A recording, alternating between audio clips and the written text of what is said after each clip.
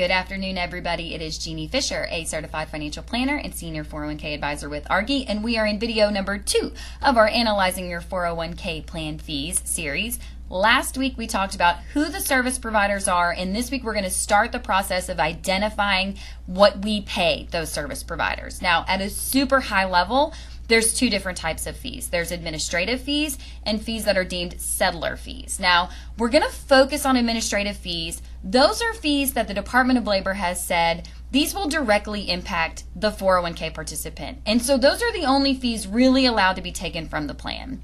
Examples of settler fees would be consultation services for determining whether or not to terminate a defined benefit plan, right? Like higher level consulting stuff. The administrative fees are administrative to the 401k or investment advice to the 401k, and so those are really what we want to focus on today. Now, we can quote fees a number of different ways or bill you for our services a number of different ways.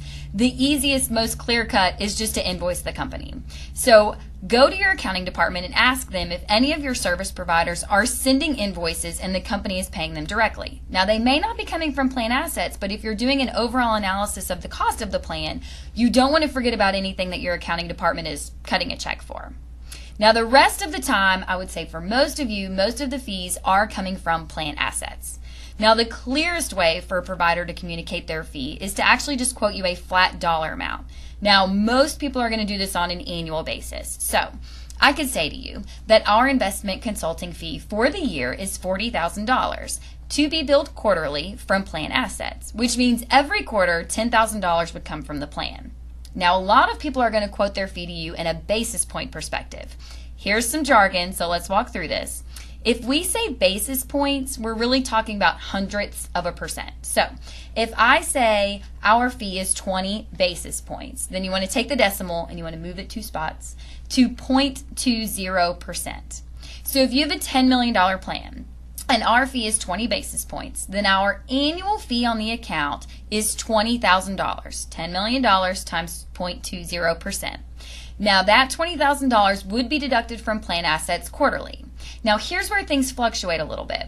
It is a percentage fee on the amount of assets. So as the assets fluctuate, the fee will fluctuate. So it won't necessarily be $5,000 every quarter, right? 20,000 divided by 4. It will fluctuate as the size of the plan moves. So if your plan grows, we make more. If your plan drops, we make less. Because of this, you will see break points a lot. So if the $10 million plan becomes a $20 million plan, then the actual percentage might drop, okay?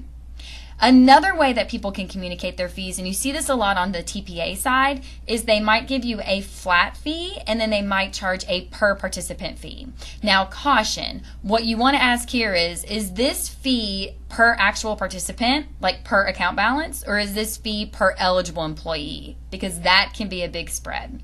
But let's say that the TPA says our base fee is $2,500 plus $30 per eligible participant.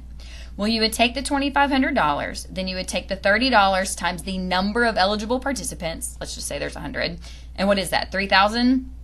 Yeah, I think I did the math right. So their total fee is $5,500. I hope I did the math right. So that too can come from the plan. Now, once you figure out what your plan fees are, there is a next level decision you have to make, and that is, how do they come from the plan? Are we going to do it on a pro rata basis or a per capita basis? A pro rata basis will assess them based on the size of the individual's accounts, and because of that, individuals with larger 401ks may be paying a greater portion of the fees. Or you could just take the total number of participants and divide the fee by that number and do it on a per capita basis where everybody pays the same fee. Now, the vast majority of plans, I'm going to say, are billed on pro rata. Okay, now there's pluses and minuses to both sides, and we could probably talk about it more, but I would say most are pro rata. So that's the breakdown of direct fees, where it is simply stated. Next week, we are going to go into indirect compensation inside 401ks, which will be a complete doozy of a video. Might even be 2 videos because there's a lot of information there. But I hope you found something out of this one. Thank you guys so much. We'll talk to you soon.